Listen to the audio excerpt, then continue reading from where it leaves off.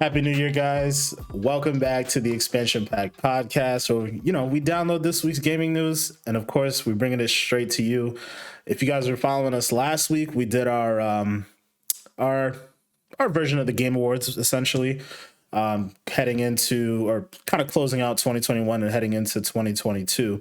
So, this week's episode going to be a little different. Kind of do the opposite. We'll give our predictions and the things that we're excited for in 2022. So, again, with that being said, welcome to the Expansion Pack podcast. I'm your host, Denzel, aka Black Ice, joined by my amazing co-hosts each and every week, starting off with Mr. Goop Master Flex. What's going on, bro? It's Mr. Doctor Professor Goop Master Flex to you. Oh, shit. Okay. Stay gooping. Are you gooping today? Looks like you're May 25th, Oh wow, it's a lifestyle. I think we all should be May 25th today. You know what I mean? Hey, whoa. Oh, Took about a year, but it got over, y'all. Hey, 2022, we making it a thing, guys. I told y'all, just believe in the 525. You know what I'm saying? Believe in it. God, look at these gentlemen. Oh, God. If you guys are listening to the podcast, I'm sorry, because you guys are losing out on greatness right now. When these brothers decided to start living the life of the 525, look at them, elevated. Look at them. Great. 2021 was the year of the goop. You had to stay gooping. Now, we're May 25th, and we got the glasses, we got the. I don't have my tank top or my hoodie today, but Manny's holding it down with the hoodie, so doing double duty, yo. It is what it is. Yeah, it ain't real if the hoodie ain't up though. I'm just throwing that out there in case I was trying to. Bro, that's mad word. You got too much hair for that, Manny. You got to pass on that one, Manny. You still May 25th into me, Mm-hmm. Respect. Yo, if he puts a hood on, he go like, "Sir, I'm telling you, bro, all that hair." Let me live.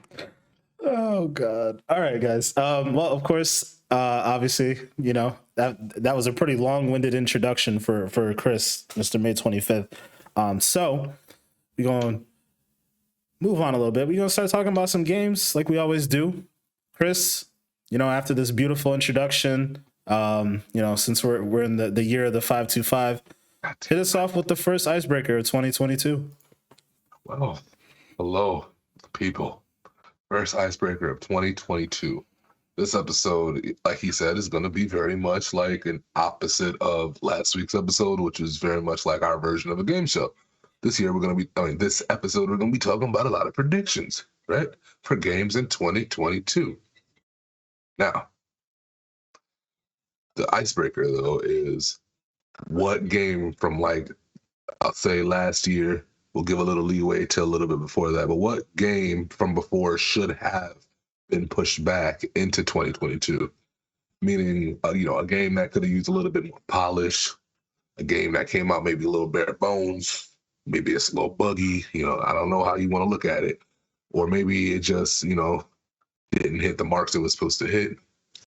What's the game for y'all that should have made it back over here with some of this other greatness that we're gonna be talking about? That's the question.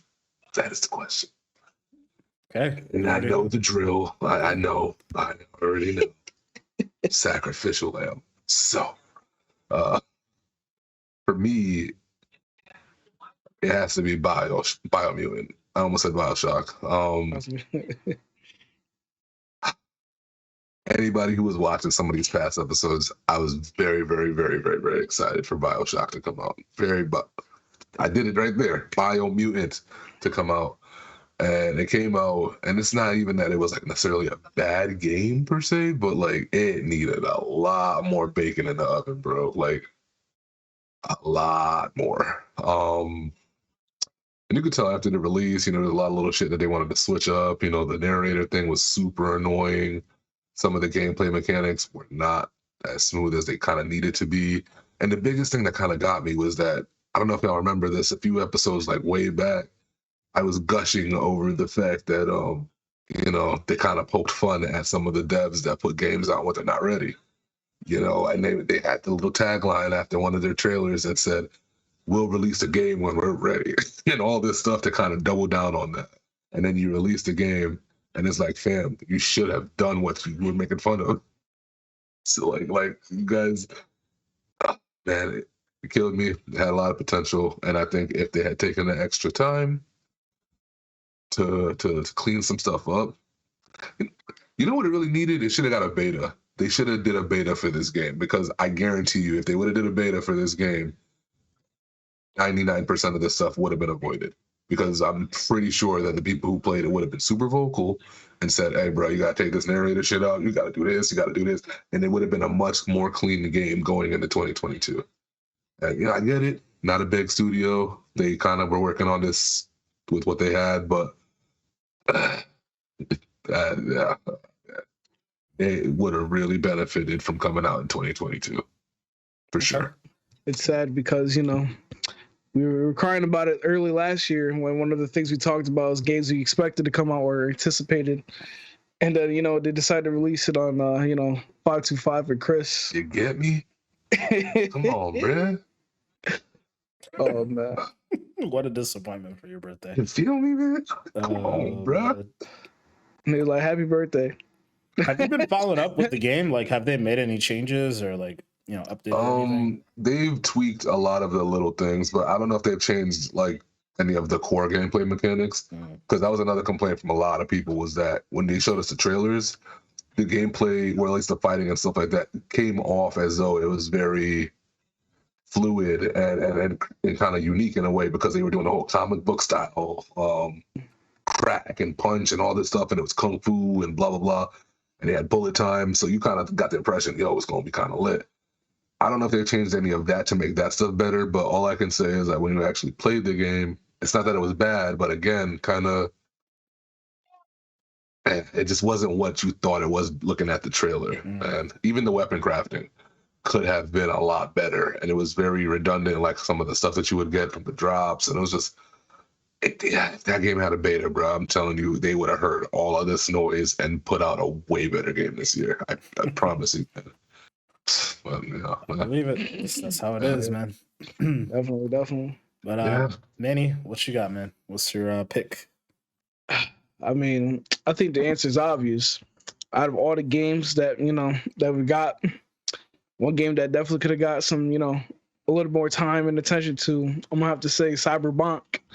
And you might argue, oh, the game came out December 2020 and we're in 2022 now.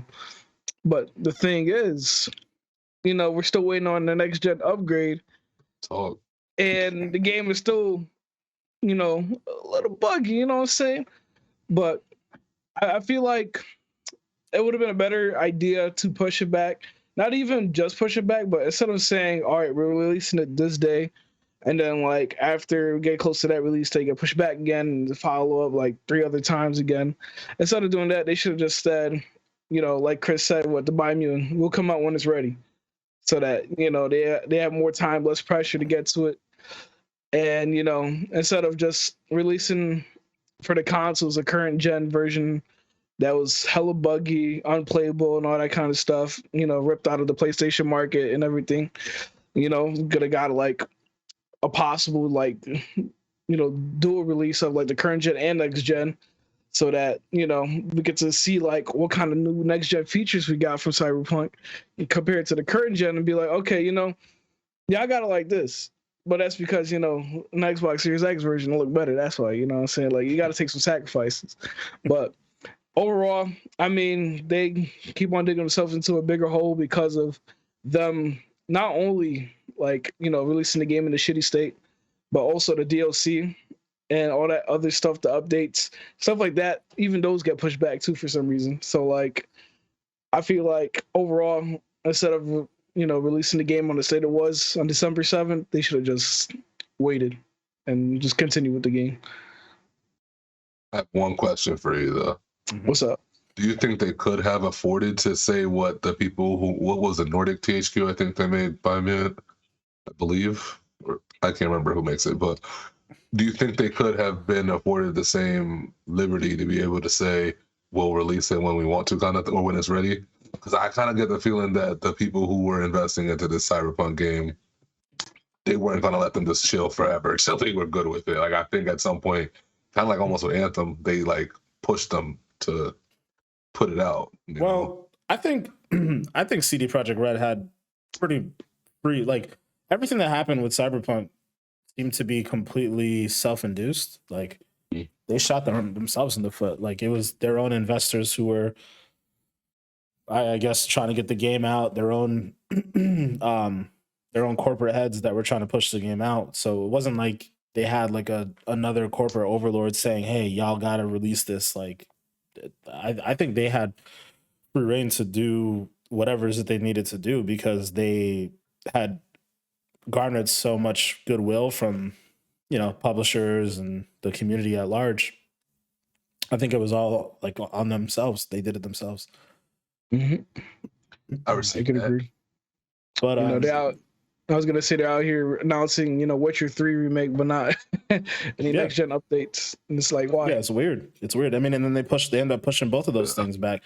Mhm. And obviously, like, not to beat a dead horse on this whole thing, but because we talked about it plenty last year, but yeah, I mean, obviously, I really think Cyberpunk definitely should have got pushed back, and I think they should have just scrapped the current gen version. Like, I understand why you don't necessarily want to do that because, you know, you have people who are ready to buy it, yada yada yada. You would make more money from having a cross gen version, but long term, it would have made for a better product, and it would have pushed people to go out. Well, not that they needed any more pushing, because obviously people were buying, you know, Xboxes and PlayStation 5s like as they're being made pretty much. But I just think it would have been made for a much better situation for CD Projekt Red and everyone if they just waited and then just made it next gen only. It would have been a much, much better product. I agree with that. Mhm. Definitely. Like especially when you think about like even now to this day, if you go on the subreddit for Cyberpunk, there's so many people who are like going through Night City and saying, "Oh, like there's this building that looks like they have some plans for it and they did nothing to it." Like there's rumors that they were supposed to have like a whole underground subway system and like a lot of ambitious things that they were going to do with the game.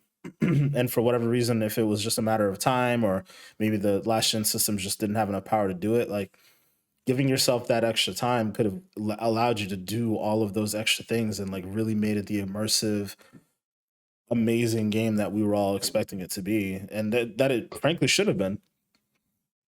Mhm. Yeah, definitely. Agreed. The tragedy of Cyberpunk. It's real. But yeah, for me, the game. I mean, Manny said Cyberpunk, which was, I guess, pretty obvious. But for me, my answer is probably going to be even more obvious. It was, of course, our L of the year last year, or last week, I should say. And that's going to be Battlefield 2042. That game definitely should have got pushed back. Pretty much a very similar situation to what I was just talking about with Cyberpunk, right? Like, I think they probably would have been better off just making it a next gen only game. And there's a lot of information that's coming out about the development problems that went on. There was supposed to be like an earthquake they were going to build into the game, a tsunami that was going to change the whole landscape of the game, and they, for whatever reason, couldn't get to it. Whether it's again because they had to make a next gen and a current gen version, or if they just needed more time, whatever it is.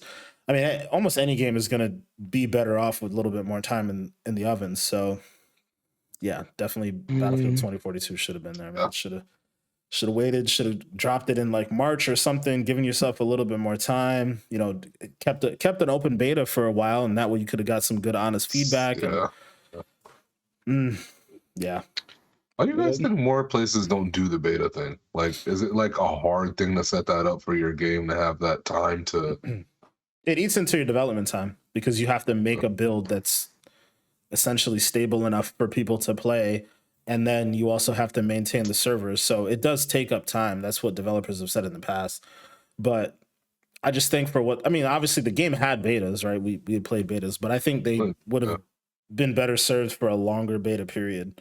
Like Halo, I feel like Halo did it right. You know, they had their beta period, or like their technical test period a while ago, and it allowed them to really fine tune the AI with the bots and, you know, a lot of different things with the servers and the matchmaking and so on and so forth. And I don't know exactly what they did that would have been dramatically different from what Battlefield did, but it clearly panned out well for them. So Mhm. I don't know. Another tragedy in Battlefield. Although I do think Battlefield has a chance at, you know, pushing itself back into the limelight if they can make some changes quick enough. But I think Cyberpunk still has it too. I think if they hit this nail on the head, they might still have a shot at redemption. I think Biomutant's just well, I don't yeah. think Yeah, that's Biomutant's different. That doing it. game's gone to the gulag. And it was a low profile game anyways, so like that's one of those things where like you got to hit right the first time around. Like you're not going to be like an Among Us or something where you've been out for a while and all of a sudden people discover your game and start playing. Like that doesn't happen very often. So you got to get it right the first time with a lesser known quantity like that. So Mm-hmm. Yeah. all right, boys. Well, that was a good icebreaker, Chris. Thank you for that one. I hear you're cooking up a pretty spicy one for next week. So Yeah, a looking little forward to hearing spicy. about that. Yeah. A little chili sauce on that. You know what I'm saying? All right. Well, but yeah, let's get into the main portion of the episode here, talking about our predictions for 2022. Again, in a similar fashion to what we did last week with the Game Awards episode, we're gonna have a couple different categories that we predict for this new year. Although instead of how we did it last year, I'm saying last year, but it's really last week. Instead of how we did it last week, where we all agreed on one thing. This time we're all going to have our own individual opinion or game or answer for each question. So with that being said, we're going to start it right off with our first topic here.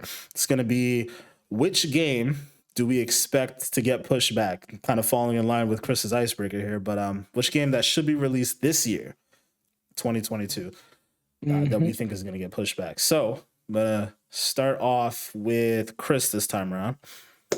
What are you thinking? Honestly, I don't know why, man. I just got this feeling in my gut that God of War is not coming out this year. I don't know why. I just feel it. And I don't really have anything to really go off of. This is just one of those gut feeling things, man. I don't know. It feels like if the game was really, really on the horizon for this year, then we would have seen a little bit more by now, or known a little bit more by now. And maybe they'll jam pack, the next couple months with a bunch of stuff. I don't know, but no, it just feels off for a franchise this big. Usually, like when a game is coming out for a studio like this, they're pushing they're pushing the wagon along a little bit. It doesn't feel like the wagon's down the street yet. I don't know. It's just I don't know, man. They have time, I guess, technically, but they have plenty of time. They have plenty of time. I don't know. Something about it just feels off. I don't know about this one, man.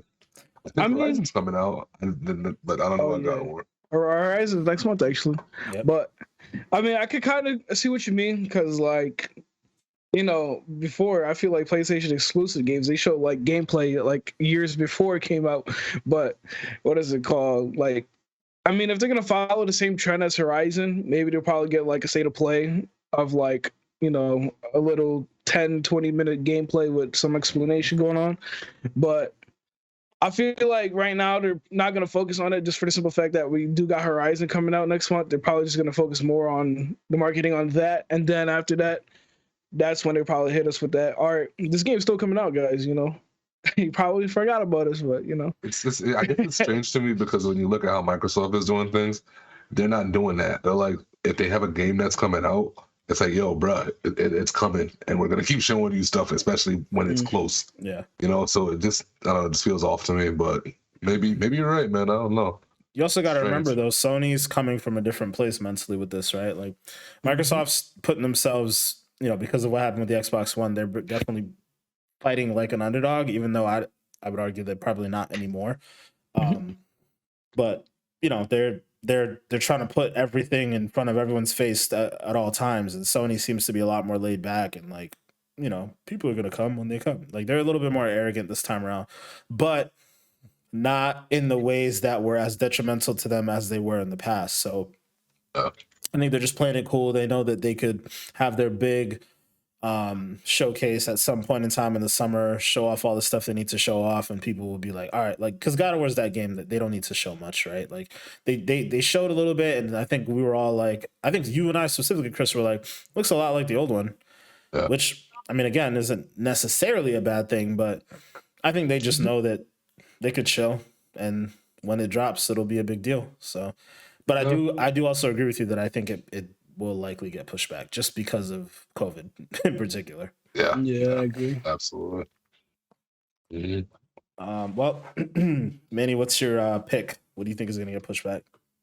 I feel like I know we always get at this game for being like delayed and not even having release dates, but I feel like somehow Nintendo's gonna do it, and they're gonna delay Breath of the Wild 2. I don't know, man. I feel like we don't have enough yet. You know what I'm saying? And I feel like it's just at a point where they're showing us like, yeah, it's coming out. I mean, with the recent trailer, they did give us a 2022, release date. But at the same time, it's like, looking at not only that, but the like another IP that they had, Metroid. When I was like, yeah, we're getting a new Metroid Prime. They announced that crap like 5 years ago, bro, and we still don't got a Metroid on that Prime. hardware. We got Dread, but like, you know what I'm saying? That's it. We don't got no Metroid Prime, and I feel like it's probably gonna be like one of the same things. I mean, I think they just released a remake of Skyward Sword or whatever, so like, they're heading in that same direction of Metroid, Prime. They're just releasing all these other things before they actually release the real game that everybody's waiting for. So I'll say somehow Nintendo's gonna do it. I can see that. Oh, I can too. That's the sad part. It's sad, honestly. The simultaneous sigh. We got to get off on a whole tangent about Nintendo, and I don't want to do that right now. So I'm gonna just go with my pick here. Pains me to say, I have a feeling that Dead Space is actually going to get pushed to 2023. Yeah, because they alluded to the fact that we should be expecting it late 2022. I'm definitely thinking it's going to get pushed to 2023 for sure. Again, because of all the things that we have going on in the world right now, and if things get a little bit worse, things can change very quickly, as we've seen.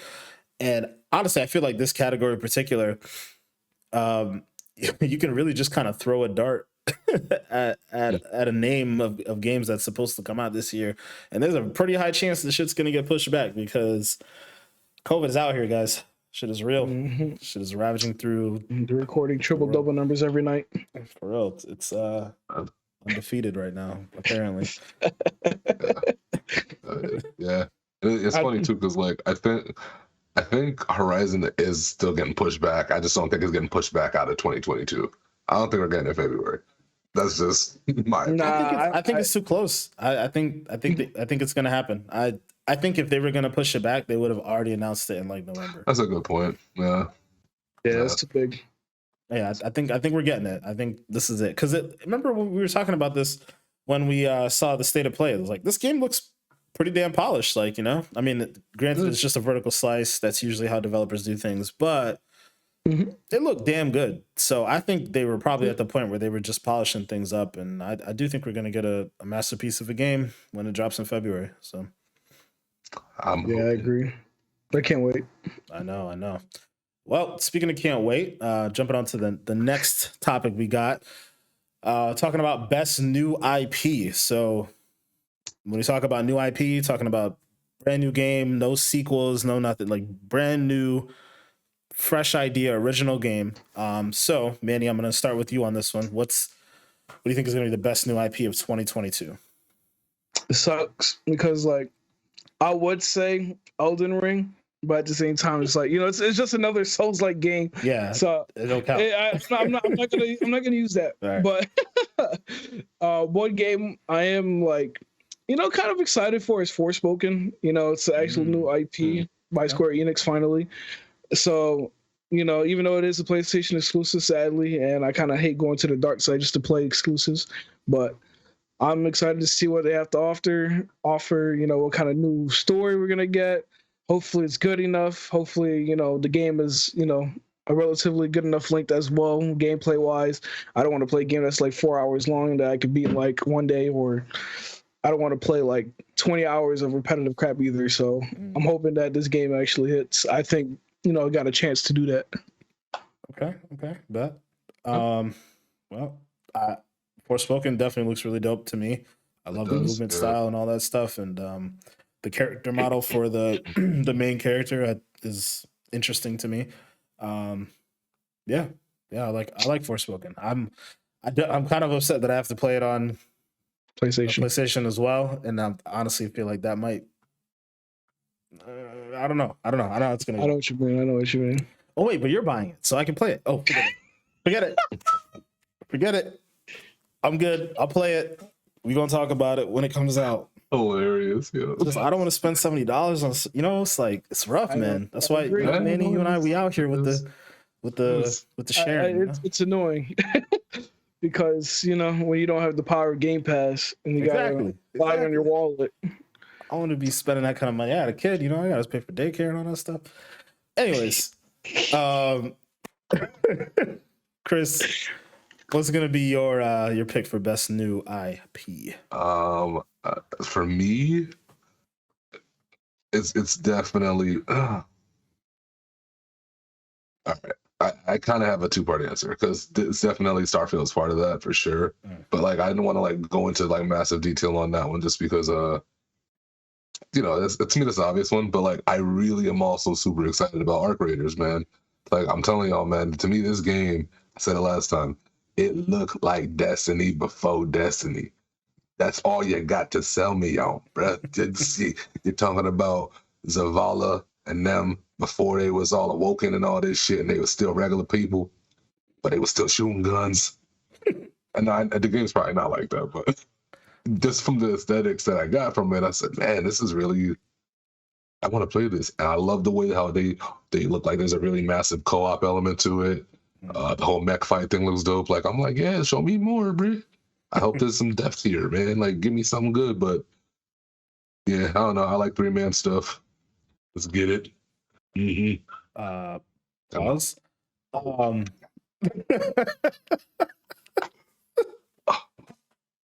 know, Chris. It's okay, again, Caught him slipping. How I catch you lacking this bag? Man, can you clip that, bro?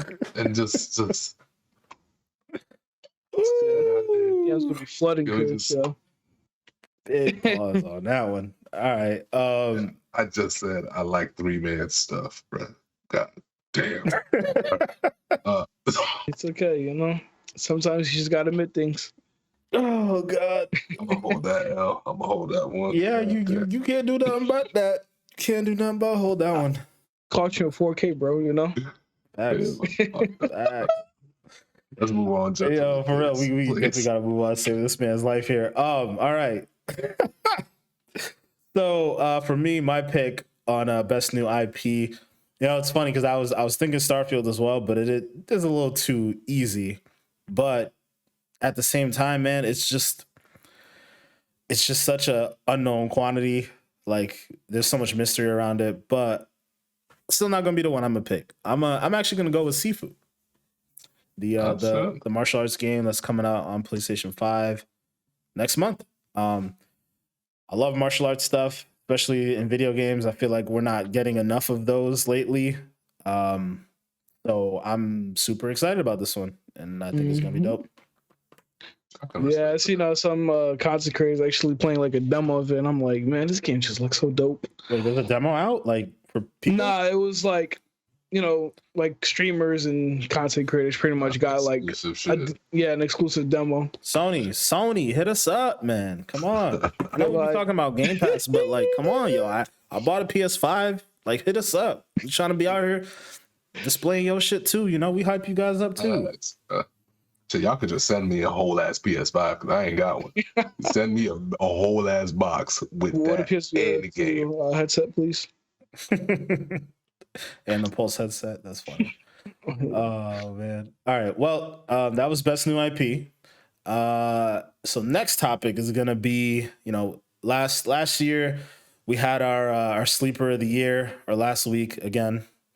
Manny was out here advocating for Guardians of the Galaxy. So the next topic is going to be, what's going to be this year's Guardians of the Galaxy? What's the game that is going to be a sleeper, one that we should be talking about more now?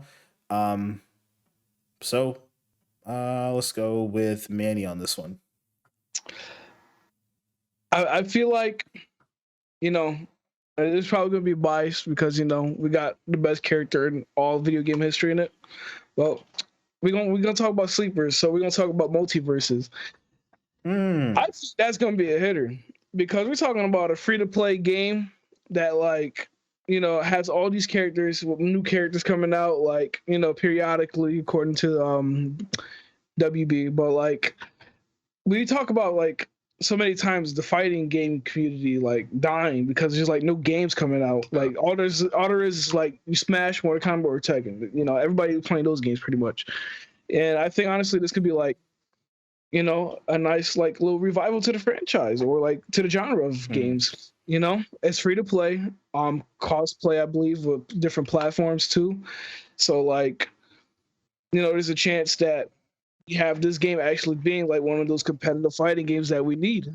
And I'm excited because, I get to play Ultra Instinct Shaggy. So, you know what I'm saying? That's the reason why I'm biased here. But like I said, there's a lot of potential here. And like I said, it's been a while since we actually had a good fighting game. Nickelodeon tried it and they missed badly in my opinion. But this definitely has the potential in my opinion. And I feel like this game definitely should be talk more. I feel you on that. I'm definitely looking forward to playing as Arya Stark and stabbing Shaggy in the neck with the dagger. Yeah. Fight visceral. No, that's Arya. That's her move, I don't know, man. So we're talking about Ultra Instinct Shaggy, bro. Who can go head to head with Goku, bro? Bruh. I'm just saying Arya Stark killed the Night King on her own. Like, yo, with the hand trick, with the hey, yo, don't get me started. Stop. And then that's after she smashed someone. Like, what? Like straight up too. Like 20 minutes earlier or something like that. She smashed and then she's like, all right, it's time. Let me go fuck up the Night King real quick. She was a boss about it too, man. She had dude laying down in the hay. She was pulling up her pants. She was like, all right, it's time to go. Yeah, she said, let me smash and go handle the Night King, right? For real, bro. Quick. Ain't nobody like Arya Stark, man. She's the real MVP. That shit is super funny. Know, bro. Shaggy been eating Scooby snacks his whole life. I think he got a chance. All right, well, you know what? The beautiful thing about it is when that game comes out, we gonna find out. We gonna find out. Damn true. That might be a stream right there, Chris. That might be it. True. That's definitely a stream right there. There's gonna be a lot of funny shit going on in that game. You can't tell me otherwise. Hell yeah. It's gonna be funny. When is that coming out, Manny? Do you know? No release date yet, sadly. Okay. Well, we'll keep an eye on that. Let y'all know. But Chris, what's your pick? Sleeper 2022. I actually got a 2-part answer. So for me, one of them is like low key, and one of them is more mainstream. The don't mainstream take mine answer. if you're taking two, don't take mine. I don't think so. Because I think I know what your answer is. He's gonna take it. No. I think for the mainstream answer, it would be Tiny Tina's Wonderworld. Ooh. I really think that game is gonna probably hit in a bigger way than the Borderlands 3 did. And it's crazy because Borderlands 3 was super anticipated, but it felt like it fizzled out super quickly, like after like 2 months. And that kind of like was weird to me because I'm like, this game was hyped. Yeah. The fan base was feverish for this game. And then it came out and then I don't know. So I think they're probably going to do some things in this other one that kind of like retain a little bit better. And, the whole fantasy aspect of it is kind of cool to dabble in. They can kind of do a lot of wild shit with this story, way more probably out of the realms of what they probably were able to do in the other ones because it's a fantasy world. I think, that game has potential to be like really good and nobody's really talking about it, I don't think. And then the indie one is more that game Vroom. Do you remember that trailer I showed you? Fam, it's supposed to come out this year. The little car battle royale with the little race cars with the amazing Unreal Engine 5 graphics, I believe, is going on in that. There's some ray tracing and everything in that trailer. If you ain't seen it, yo, again, it's just cars in a playroom. But once you see it and you see like the mechanics and how the cars look when they're hitting the toys, and bruh, yeah, I can't wait for this game to come out. It's taking too long. And when it comes to games like this, I can't really be on I don't need to gas myself up too much, because when it comes, this game is very cut and dry. It's a battle royale with cars. If they fuck this up somehow, how? Yeah. So I can get as excited as I want to about this one, I feel. Yeah, and nobody's talking about Vroom. Like, nobody. So Yeah, you're right. pick. Actually, I'm actually pretty excited about Vroom. I completely forgot about it until you just mentioned it now. So appreciate you bringing that to our attention again. Tiny Tina's Wonderworld, is that what's called? Or Wonderland. Wonderland, you're right. I am cautious. I don't know. I don't know what to think about it just yet. And I think it's because I have a slight bad taste in my mouth over Borderlands 3. Like, it wasn't even a bad game. It was just like, I don't know. I was just kind of over it. Weird. So I'm curious if it's really gonna hit. Like, I'm assuming they're using some of the same mechanics. I don't think anything about it's really changed. It's just kind of a spin-off using the same Borderlands 3 engine. So I'm hoping that they find a way to differentiate it enough outside of just the story, because obviously it's like more fantastical and ridiculous than Borderlands already is. But yeah, I'm curious about that one. For sure. All right. Well, thank you. You didn't take my answer. Appreciate that. So for me, and I know you know what it was because we were talking about it last night. I'm gonna go with The Day Before.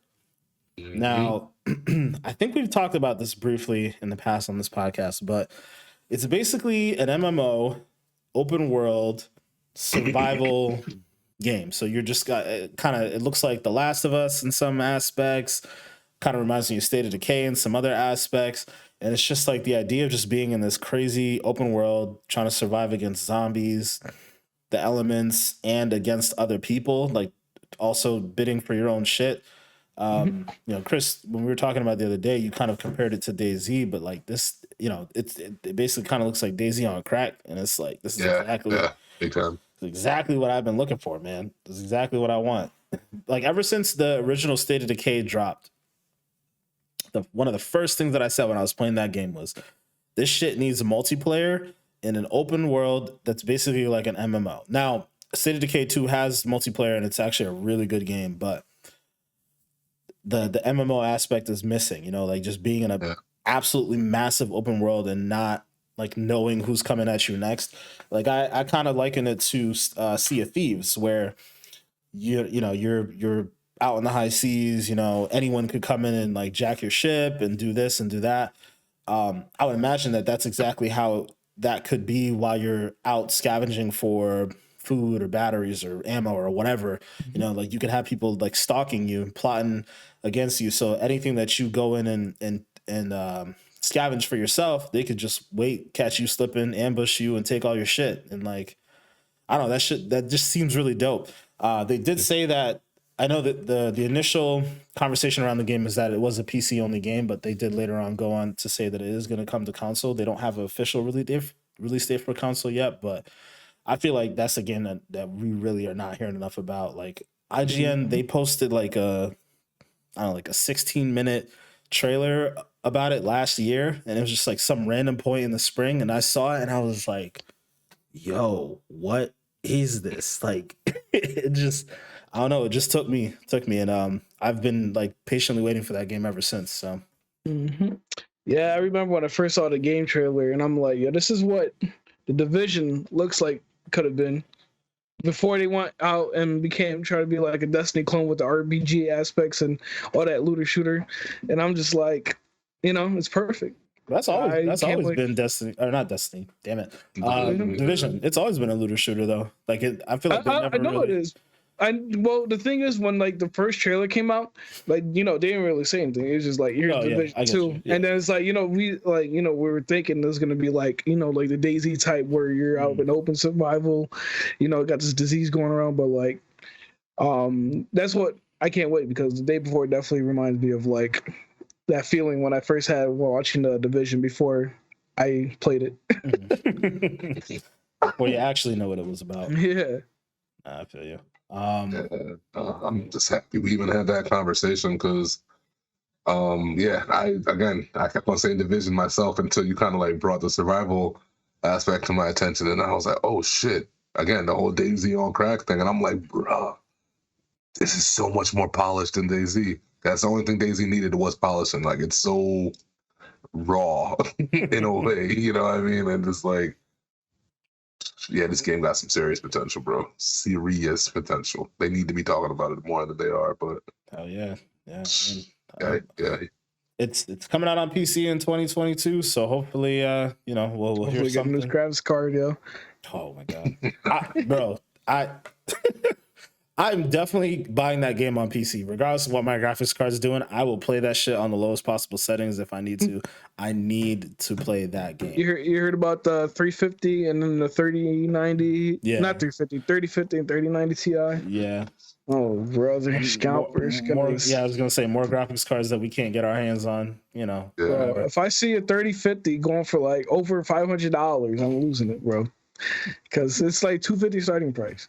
I don't even understand why Nvidia and AMD keep coming out with new cards. Like, just stop coming out with new cards until you can actually like fulfill the actual backlog that you already have. Just wait. Yeah, because I want a 3090, bro. Give me a 3090 Ti. Nvidia, come on. No. Hey man, yeah, Nvidia, hit us up. Sony, Nvidia, AMD. Yeah, we need all the stuff. Come talk to us. Microsoft too. We're still waiting on you. Well, Microsoft, we pretty much already got all Microsoft stuff, so y'all can just hit us up and include us in some stuff. We could host some stuff. I need a fridge. I need a fridge. Definitely need a fridge. So hook that up, yo. I still got one. Oh god, this guy. Well, speaking of Microsoft, provided me with the perfect segue here. Next topic we're talking about here is Game Pass. So what are we expecting from Game Pass in 2022? This is kind of a more granular topic than the other ones we've gone over so far, but this could be a game you expect to be launching day and date in Game Pass that isn't already obvious, of course. Like, you can't say Perfect Dark or something, but a game that you're expecting to launch in Game Pass that we weren't expecting, some sort of feature or pretty much anything. So Chris, I'm gonna start with you this time around. What are you expecting from Game Pass this year? I'm expecting bigger and better. Pause. I'm gonna catch myself right there. Guys, because people don't understand. 2021 was massive for Game Pass, man. Like, that was such a good year. Like, if I'm the people who developed this and I'm looking back at the sales reports and all that stuff, I'm sitting there like, yeah, this is good. This is really good, and again, like you said earlier, the whole fighting from underneath aspect, they're definitely kind of coming at it from that angle because, they're trying to make sure we're getting hit in the head with something at least quarterly, at least, and I don't even know if I can say PlayStation's on that time. They got a couple big hitters coming out, but to say that, we're making sure at the very least quarterly, you might even get some gems in between that because they update it pretty frequently. But, man, yeah, I think we're going to get bigger and better in terms of what they've already been doing. I think Battlefield's going to end up in Game Pass eventually, for sure. Oh, definitely will. Trying to think what else I think can happen with Game Pass. I mean, regardless, Battlefield's an EA game, so usually EA games go on Game Pass after like 6 months. Right. Definitely right. I do think this one's going to be a little bit sooner, though. And it's not just because of the whole... because of how badly it's doing. I do think that they may have had some sort of partnership all along to make that go in Game Pass sooner than most games. Oh, that's what it was. Riders Republic. I see that coming to Game Pass before the summer. That's just because I think that's a perfect candidate to be. I'm actually kind of surprised it didn't get released in there, to be honest with you. But maybe they couldn't get the contracts in order or whatever. But when I look at that game, I really truly think there's people who are going to sleep on that game and not look at it because it's not like a reputable name yet. Like, you say Riders Republic in front of certain people, they don't know what you're talking about. You put this shit in Game Pass, I think it's so big for this thing, and you can still make money because it's based on a subscription, ain't it? Like, isn't it like a battle pass or type of thing that they got going on in the game? Yeah, they have like yearly passes and everything like that. I'm like, yo, this is a no-brainer to me, bro. Put that shit in there. Put it in there. Yeah, I think it's perfect for Game Pass, bro. Perfect. Put it in there. Yeah. Okay. Mhm. Okay. Pause. Manny, I wasn't gonna do the pause. We got enough pauses to stop It's the way around. you said it. But Manny, what you got, man? What do you think is gonna come to Game Pass this year?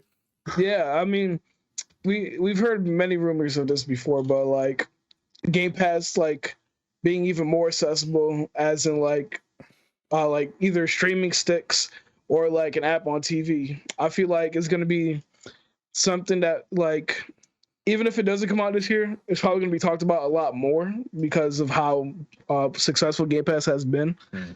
So I can definitely like see either like some news on it later on this year. Maybe who knows? It might be like something that's in beta with Samsung TVs because we already know Samsung and Microsoft have their thing going on too. And as for games, I feel like we might get MLB The Show 2 years in a row. PlayStation exclusive on Game Pass again. I feel like because of how like successful it has been thanks to Game Pass and how popular it's grown. I there's definitely a high chance I feel like coming it back. Okay, I like that a lot. You technically took one, in a way, two of my answers, but I'm gonna let it slide. It's all right. It's all good because I like what you said. I like the way you said it, so I respect it. For me, well, first off, I think Cyberpunk's going to be in Game Pass by the end of this year, so that's first. A good candidate. I also think, to expand more on what Manny talked about with the MLB The Show, I actually think there's going to be another sports game. I don't necessarily know. I mean, I guess probably won't be FIFA or Madden, so I guess really the only thing it leaves room for is probably 2K. But I think Microsoft is trying to make something happen with 2K to get that in Game Pass day and date. I think that would be huge. I mean, 2K doesn't necessarily need that much help marketing wise, but it would be a big deal to see that game launch in Game Pass day one. Enough. I need my money for VC. Yeah, That I mean, is that's a very interesting concept. 2K. it's okay. I think Microsoft might really be trying to make that happen. I mean, it's all about money. Money talks, right? So Microsoft could put money their way. But yeah, that's crazy. For some reason, there's a part of me that's like, well, 2K. Yeah, oh shit. That's a crazy one. If we got the show in Game Pass, anything's possible. Anything is possible. That's true. So see, man, there's a part of me that's almost like I wish that somebody would just get some licensing going and make their own basketball game again. That's a whole other topic. I ain't even gonna get started on that. Well, I'm not done. I got a couple more. I got a couple more other things for this Game Pass thing. The other thing that Manny took was me talking about the cloud gaming stuff, because I do think that's definitely something we're going to be seeing a lot more of this year. So excited about that. And then yesterday, Chris, when you and I put this thing together, the thing I was going to talk about was Ubisoft Plus. I had a feeling that Ubisoft Plus was going to come into Game Pass. Lo and behold, today we get an announcement that Rainbow Six Extraction is going to be in Game Pass day and date. And Ubisoft Plus is coming to Xbox, but it's not going to be part of Game Pass.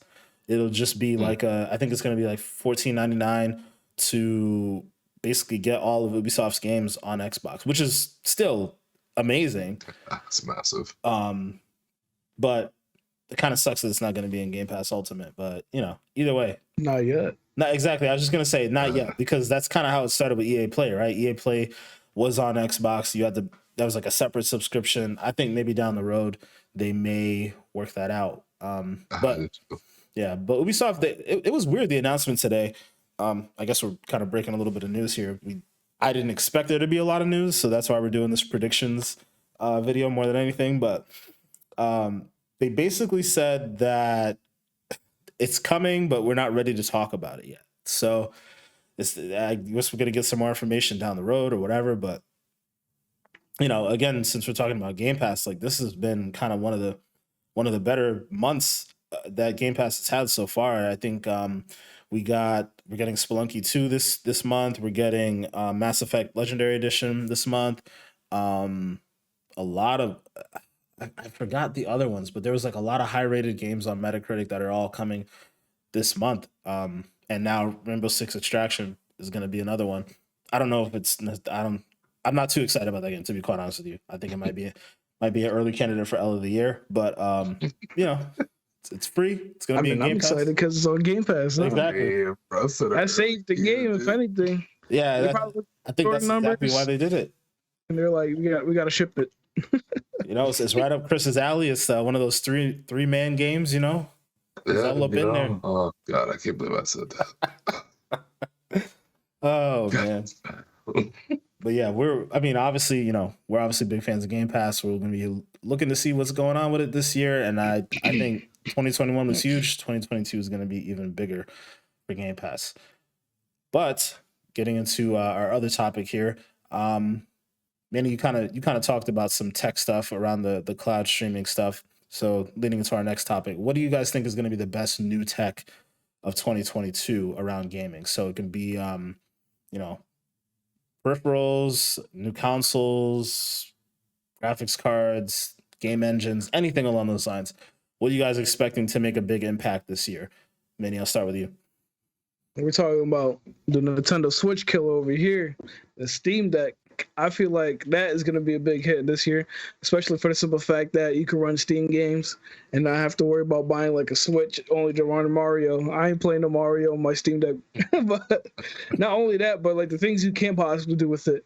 Like the simple fact that you can actually like, you know, pretty much use Game Pass on it too as well. So you got that and the abundance of the Steam library and all that kind of stuff. So it's like the perfect mobile device, I would say. Okay, Chris, did he steal yours? No, he did not. He did not at all. Because it's funny you mentioned the Switch though, because I want to be sitting here saying that, oh, we're getting a new Nintendo thing. Oh, we're gonna get good hardware. I really want to say, but it ain't that. For me, it's honest to God, whatever has to do with Unreal Engine 5. I am all chips in on the table for Unreal Engine 5 after that Matrix demo and seeing the stuff that they're doing with Hellblade and seeing, again, even little shit like Vroom, because I'm pretty sure that is Unreal Engine 5 I'm thinking that they're using for that. And I'm just like, dude, every single thing we have seen from this engine looks just kiss all over the damn place, man. This shit just fucking looks crazy. It makes me super, super, super excited for gaming just because the level of immersion that we are going to be able to get, at least from a visual standpoint, man, man, I could go. I'm gonna go deeper into this later on too because it's still connected to other things I want to talk about. But yeah, Unreal Engine 5 is it's taken graphics to a place that I wasn't quite sure we were going to be able to get to. You know what I'm saying? Like I always knew eventually we would have some really, really good stuff, some really lifelike, models to work off of or whatever. But bro, they got the hair right now, bro. They got the mouths right. They got the subtle movements in facial structure and all that stuff. Like they got it right, bro. That's crazy. Like that's crazy. It's so like for me, that's mind blowing. And they're actually using that engine to make Hollywood movies. You know, like that tells you everything you need to know right there too. Whatever I see that's getting made with this, I'm at least gonna give it a look. Just to at least see what it looks like. Because man, it's incredible some of the stuff that we're seeing. That Hellblade trailer, I can't stop talking about that shit, bro. The crazy thing too is like Unreal Engine's always turns out to be like a benchmark for graphics, right? Like it looks absolutely amazing, but now it's like a baseline because it's such a ubiquitous engine that almost every studio uses it. But there are always studios that can make something that is a little bit better than Unreal Engine. When you think about for example, like the Slipstream engine that 343 made for Halo, that's like a very specific engine made for a very specific game, and like they kind of control that from top to bottom. And I think we're still going to see some really cool things with the Slip Space. Is it Slip Space or Slipstream? One or the other. with that engine going forward, because they're still going to add like ray tracing and all that other stuff. But imagine like, I don't know, whatever engine it is that the people at Insomniac are working on, or Naughty Dog or whatever, right? Like imagine whatever engine for this new generation that would be on like The Last of Us Part 3 or whatever the new Uncharted would be or whatever, So imagine those types of games with ray tracing and all that other stuff. Like if Unreal Engine is the benchmark, like imagine those games that end up going above it. Like it's like, because it's like you could barely even imagine that, right? Like Hellblade, like nothing looks better than that right now, but it's coming. It's crazy. I'm excited. Shiver me timbers, y'all. Shiver me goddamn timbers. But yeah, for me, I would say the tech that I'm probably the most excited about, aside from everything that you guys mentioned, because I'm actually excited about all that stuff, it's gonna be what they do with cloud gaming. And I don't mean that in essence like just streaming games, like like streaming Game Pass games and that type of stuff. I'm talking about like building it into the fabric of a game, like this supposed Kojima game that's going to be completely cloud based. Like I'm looking to see how they can enhance gaming purely based off of cloud technology, right? I know we've had some teases of it with like games like Crackdown, where all the physics was supposed to happen like in the cloud somewhere, and you have all these crazy physics engines. I would imagine that somebody will take that idea and do it way better, because Crackdown was an abject failure, like just straight up not good, sadly. But the idea was a good idea. So you would imagine that somebody gets their hands on it, does it right, takes their time. We can really start to see some really crazy stuff, and in essence, probably even make games look a lot more lifelike, purely from the standpoint of physics and movement and that type of stuff. And then, so you're adding that onto the idea of, Chris's thing with Unreal Engine 5. It's like, okay, now we can not only are we making people look realistic, but we can actually model the physics around them to be even crazier, because we're handling all this processing in the cloud. Like, sky's the limit with that stuff, man. Yeah, bro. Yeah. Insanity. Yeah, the future, man. It gets better and better with gaming, more realistic, more ideas that come out, and grateful. And none of it coming from Nintendo. God damn. Come on, man. Leave Nintendo alone, man. Slack, bro. We got the new innovating Switch OLED. All right, we cutting Manny off. Cue some crickets in when you do the editing later. You want to just Well, let's get into this topic here. So very last thing we're going to talk about, in essence, our early potential game of the year candidates. Essentially, we're just going to say flat out, this is our most anticipated game of the year. So this time I'm going to loop it back over to Chris. You're going to start off for me this time. What is your most anticipated game of 2022? Right now, today, it's for me gonna definitely be Hellblade for sure. Just because, and it's a tough toss up between that and Starfield, because I'm super hyped for Starfield. Super hyped. I think it's gonna be massive. I think it's gonna be amazing. I think it's gonna be, something that pushes Bethesda back to where people really, really start talking about them in a highlight in all angles type of thing. But like, I keep on saying it, man. Like, Hellblade is an experience. The first game is very much an experience. And if this next game, which is built on UE5, which is on the next gen console, which is going to be taking the elements up from the first game and then like turning it up, I cannot wait to experience the game. And it's not a lot of games that I say it that way. A lot of times, like, I can't wait to play this. No. Listen. I cannot wait to experience Hellblade, and that's for me, that's different, man. I can't wait to see the new ways that they use the voices for, and how they weave that into combat and all that stuff. Because I swear that blew me away the first time I played it in the first one, and I just said, man, they are on to something here, and I cannot see a place where they had what they had in their first game and then they regress. I can't see that, because from every other standpoint so far, from what they've shown us, it seems like everything else has been fully taken from here to here. So I have to imagine that the main aspect of the game that gives you the experience is also going to be much, much more, bro. Like, this is, Yeah, it's one of them situations. What's up? They got that Microsoft money now, so it's yeah, right. Like, this is the game. Like, there's not a lot of games where I'm gonna sit there and tell folks, yo, hey, before you buy this, bro, you might want to check and see what kind of headset you fucking with, bro, because this shit here, you might need to. You can't be putting no buds in when you playing this. Play like that shit ain't it. You ain't gonna get it. You know what I'm saying? And there's not a lot of games that's like that.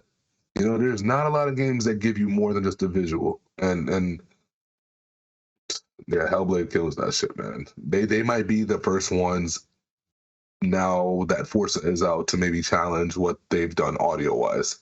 I think that's the closest swing at the bat for that kind of stuff is going to be Hellblade. So yeah, I'm super excited, man. This game's, I'm telling y'all, man, this gonna be the one. This gonna be it. This gonna be the one that make a lot of these Sony ponies, right? It's gonna make a lot of them eat some crow. I'm telling y'all, man, they gonna be feathers all up in their mouth and shit, and black feathers just sticking out. Said it here first, bro. Y'all gonna stop fucking with us, man. Oh, Man. that's funny. Sony guys, they know about Hellblade, right? Like, the initial one came out on PlayStation exclusively for a while, so they know. They won't admit it. All the fighting back and forth, they won't admit it, but it's a quality game, man. It's definitely going to be a pillar for Microsoft for a while. It's definitely going to be in a conversation where people compare it to a God of War, compare it to some of the other, Horizon, so on and so forth, just as far as like a narratively driven experience. So yeah, man, I'm looking forward to that one too. Manny, what you got for us? I mean, I'm sure this answer is pretty obvious. We're going to be talking about Barbie and the Twilight Princess. Definitely most anticipated game. Oh, okay. Now let me stop. Okay. But the second obvious answer is obviously God of War. I mean, like, I've been waiting for this game ever since I finished the other God of War, like when it first came out. And I love the franchise so much. I mean, playing, God of War, seeing like how much it improves graphically, blew my mind. And not only that, the storytelling it did have, it was a beautiful, amazing story. If you haven't played it, then you're crazy. But I just can't wait to see how like they end this the Norse mythology. Sadly they confirmed it that this will be the last one of the Norse mythology. So I just can't wait to see how it all pans out. See, what happens. And I'm just hoping for a happy ending. You know what I'm saying? I feel like Kratos ain't never getting no. I was about to say, come on now. But yeah, I think that game definitely gonna be like a game of the year if that does release this year before that time period ends. So I'm gonna have to go with God of War. But an honorable mention.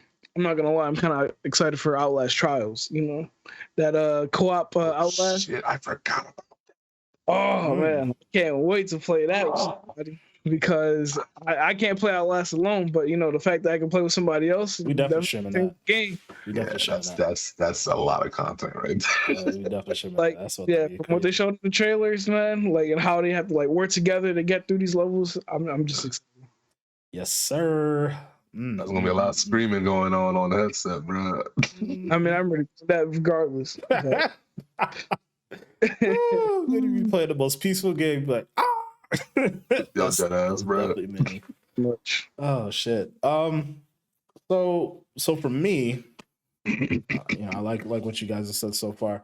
I'm actually gonna go back to one that Chris mentioned. And it's got to be Starfield for me, man. It's just there's so much hype built around this game.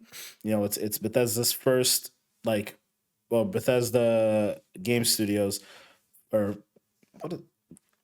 Either way, Todd Howard. It's his first original IP in a long ass time. So it's gonna be real. They're basically building a new engine from the ground up for this. And a lot of people are like, oh, it's gonna be like Fallout in space, or it's gonna be like Elder Scrolls in space. I really just don't think we know what this is going to be.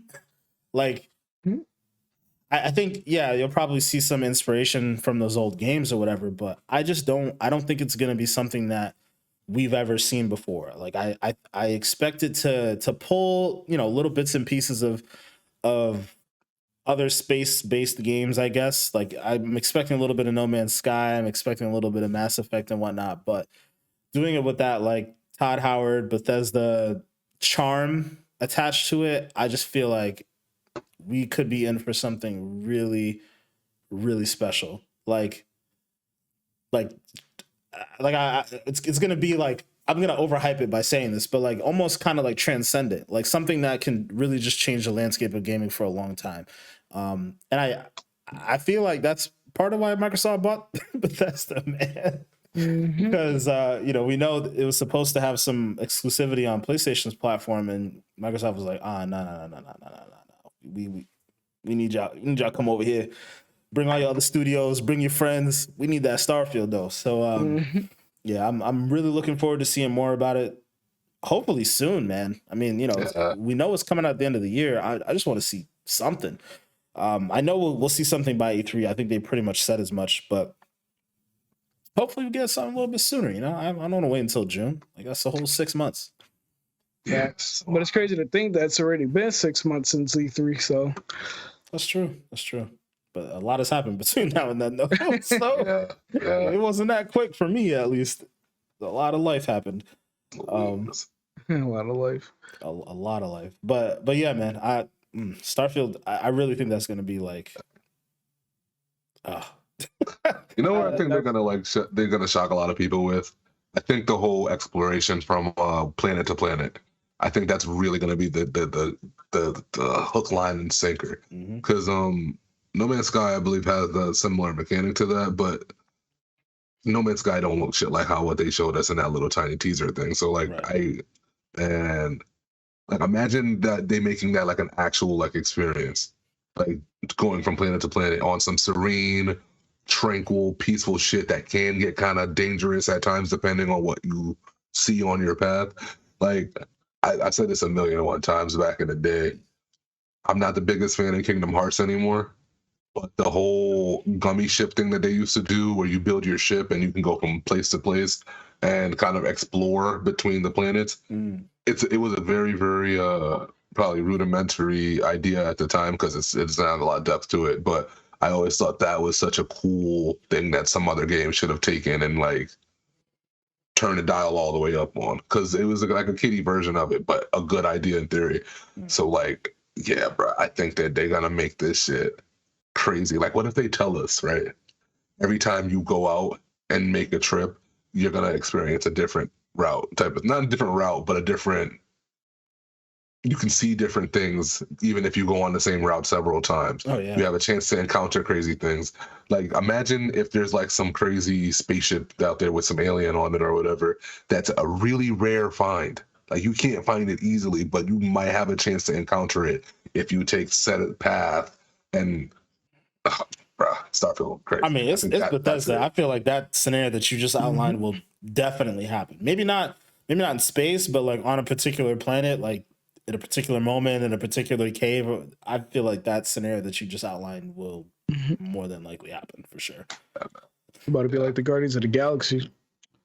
That's another thing, bro. If they get some co-op in there, man.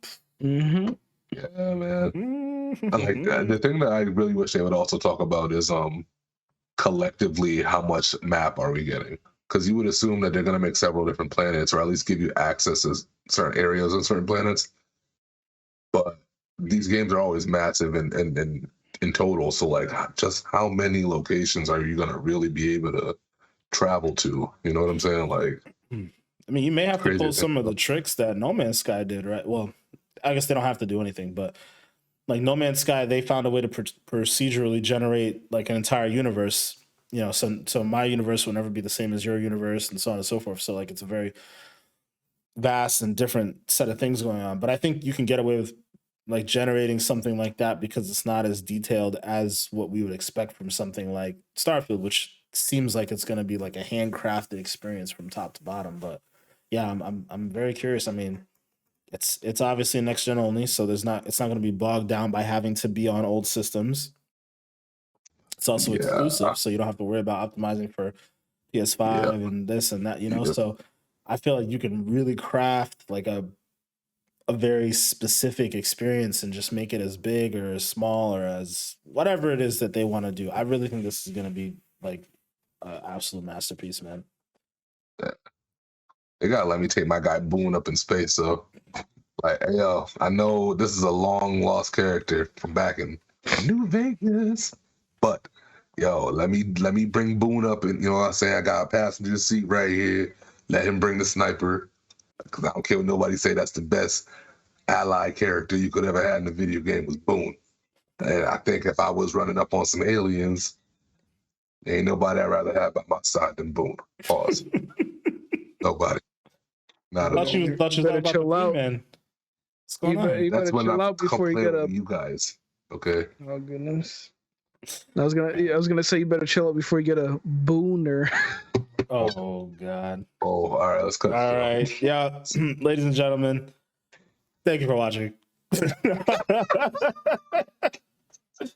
Oh man, but for real though, we probably should wrap it up. You know, it was a great discussion. You know, definitely really looking forward to 2022. All the great things that are going to happen in gaming. Hopefully, there's going to be an E3. Maybe we might go. Who the hell knows at this point? Oh, yeah, I mean, true, because Corona. Who knows, man? They're saying this version of, you know what? I'm not even gonna get into it. Ladies and gentlemen, before we get out of here, you know, Manny, I'm gonna have you hit us up. Where can people find you? You already know. Twitch.tv/GoodMasterFlex, as well as the Gram, TikTok, and Twitter at GoodMasterFlex. The only difference is Gram is just GoodMasterFlex_TTV, but everything else is just GoodMasterFlex. And yeah, stay gooping. Hey, No. We stay May 25th and now. yeah, this is the year of 525. Stop playing. 525. All right, 5 to Stop 5. playing. Mr. 525 himself. Where can the people find you, man? Well, y'all know, man, I am great at making sure that my handle is mine on every platform. So type in May 25th, MAY25THXX. All right. I feel like that was a shot at us. A little comment about, but you know, it's all right. You don't let that one slide. Anyways. No, I wasn't even doing that. Not even. For me, guys, you already know you guys can find me at Black Ice 8 on everything. It's right down here. If you're watching on the YouTube page. Find me on Xbox, PlayStation, Steam, Twitter, twitch.tv/Black Ice 8. Again, the only difference is on TikTok and on the Instagram, it's Black Ice 8_gaming. Also, make sure to check us out. Make sure to check out the podcast social media as well. On Instagram, we're at XPackPod. And on TikTok, you can search us up at Expansion Pack Podcast with an X. But yeah, that's it for this episode 56. Thank you guys for watching. Thank you guys for listening. We love you. Happy New Year. Peace. Bye-bye. Yeah.